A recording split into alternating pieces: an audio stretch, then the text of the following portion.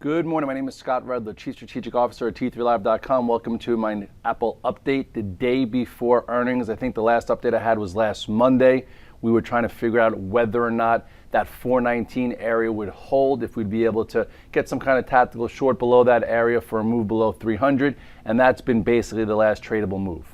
So now the question is, after a move from 700 to below 400 as we head into earnings tomorrow, what's next? The question is really, where do you stand with Apple? Have you been an investor who held their nose, went underwater, and it's been an unfortunate, crazy ride to the downside, and you're just hoping to get some kind of counter trend bounce back to salvage some of your holdings? Or are you someone that maybe tried it a few levels down after the move from 700, because there were some areas that looked like Apple could hold, but then they didn't, and then you didn't honor a stop, so you're in it higher, hoping that this Apple earnings could save you? Or are you a short and you've been riding it down and you're like, okay, I think this earnings is going to be horrendous and I want to cover into what could be a down open tomorrow? Or lastly, like myself, who's actually flat right now, who tactically approaches Apple depending on the composure, looking for opportunity. Now for me, I rarely take stock into earnings in any situation, because if you're wrong, your risk is unlimited. You could blow up your trading account, and at least if you do options, your risk is premium paid. Take a quick look at the chart of Apple just to give you, a look at it. This has been the move from 700 all the way down to where we are here, right around 390. Okay, the last tradable move to the upside was when it broke above this, what was this, 435, went above the 50-day and failed. This was also an area that some might have shorted, and then we talked last week about 419. So here we are at 390.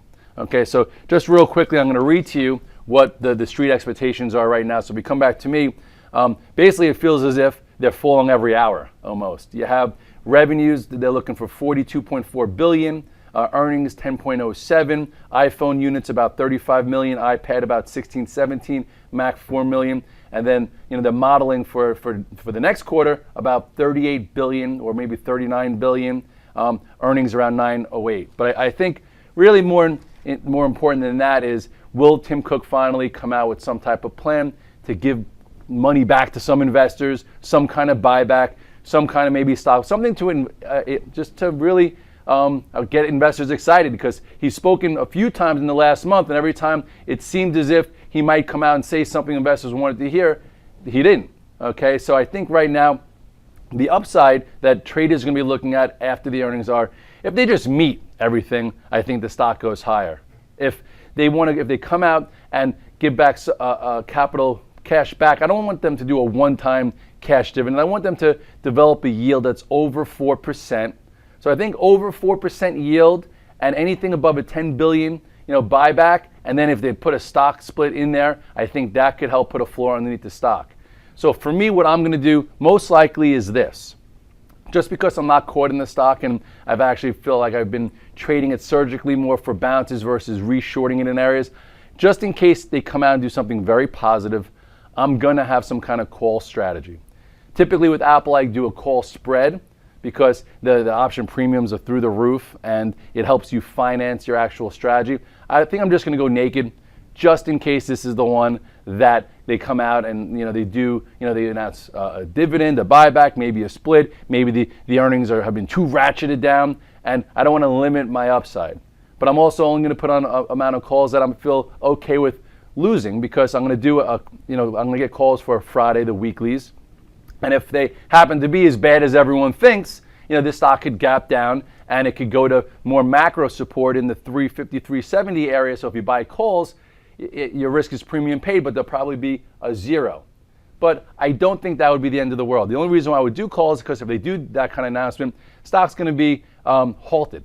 You're not going to be able to buy the stock. So you have to have some risk on if you want to be involved for what could be the potential halt. But not too much, because you're guessing a little bit. Yes, from 700 down to 390, maybe the odds are in your favor if you're initiating today or tomorrow versus being stuck in it.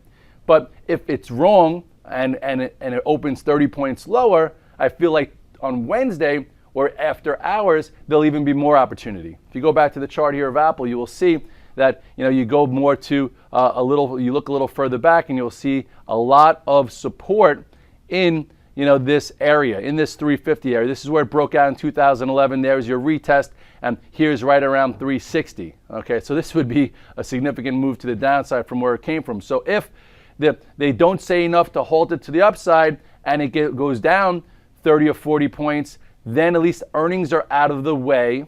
Okay, the earnings risk is off the table, and this is where I would look to be a buyer of the actual stock, and then maybe hold it for what could be a move to fill the gap, and that could be potentially it. So basically, I'm going to put a little bit of risk on just in case it gaps up and they come out with something that maybe is a bit better than everyone thinks, but not too much where if it's a zero, I'm fine with it, because I think then the next day, if we gap down into that support, there'll be more opportunity from the actual stock side, to make back what I lost in the options and then some. Hopefully at this point everyone learned a valuable lesson from Apple, knowing to take your emotions out of the trade or out of the investment, that it could happen to any stock. We've seen it. We saw it in Microsoft, you saw it in Intel, you saw it in Cisco, you saw it in major stocks out there. When they fall from graces, it doesn't mean that they always have to come back, because they don't. So you have to really respect trends, you have to respect price action, and if you did get caught in this, I'm sure hopefully you learned something. It might have cost you a lot of money and brain power to learn the lesson. Just don't let it happen again. But from at this point, you know the numbers that the street's looking for. I think, again, anything that yields 4% plus is good. Anything 10 billion buyback or more, good. A stock split, bonus. And I think at this point, options, risk is premium paid. Only do the amount that you think could be a zero and you won't be upset about. And if it is a zero and we gap down, then we'll see if we could trade the actual stock and make more that way. But at least you have a plan, and wait for the market to confirm it, and I wish you the best of luck.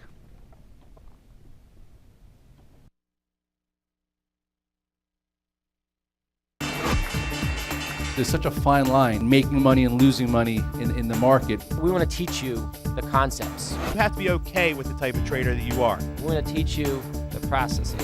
This is what really gives the meat and potatoes to it. We're going to teach you how to.